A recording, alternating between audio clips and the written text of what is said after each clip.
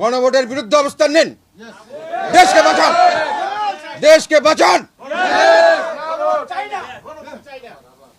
এইটাই হলো আসল কথা। আমাদের সঙ্গে আলাপ করতেন, আমরা বলে দিতাম আমরা দেশের স্বার্থ ভালো চাই।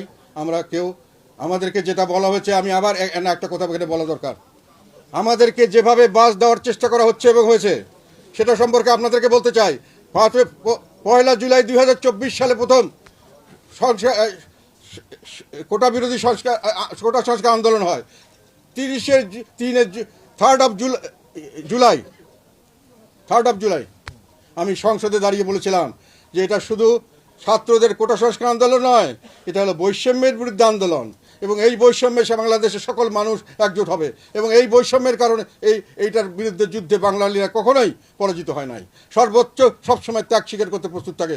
আপনারাও এটা সামনের দিকে এটা হবে, এবং এইটার ব্যাপারে হুঁশিয়ার করেছিলাম। পরবর্তীতে 5 তারিখে 6 থেকে প্রত্যেক দিন, যদি জুলাই মাসে দেখেন আগস্ট মাস পর্যন্ত, প্রত্যেক দিন আমাদের বক্তব্য আছে এই আন্দোলনের পক্ষে। এবং আমাদের রংপুরের লোককে আমি সরাসরি বলেছিলাম যে তোমরা সরাসরি রাস্তায় নেমে যাও। সব গাড়ি বলেছি, কিন্তু রংপুরে আমাদের সংগঠন ভালো ছিল, আমরা ফ্ল্যাগ নিয়ে আমাদের ছাত্র সংগঠন প্রসেশন করেছে এই আন্দোলনের পক্ষে। আমাদের 2 ছেলে মারা গেছে, আমাদের 4 জন ছেলে অ্যারেস্টেড ছিল। একজন এখনো জুলাই যোদ্ধা, আমাদের আরিফ নামে একটা ছেলে, এখনও সে গেজেটেড জুলাই যোদ্ধা, আমাদের জাতীয় ছাত্র সমাজের সে হলো সেক্রেটারি। এবং আমরা সর্বাত্মকভাবে আমাদের দলই একমাত্র দল যারা প্রথম থেকে শেষ পর্যন্ত প্রতিদিন এই আন্দোলনের সঙ্গে ছিলাম। পেপার টেলিভিশন কাটিং যদি থাকে, পুরো জুলাই থেকে আগস্ট মাস পর্যন্ত প্রতিদিন দেখবেন।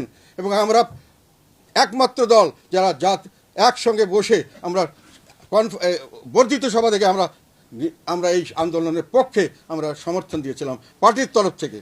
আর অন্য দল হয়তো গোপনে সাপোর্ট করেছে, আমরা ওপেনলি সাপোর্ট করেছি।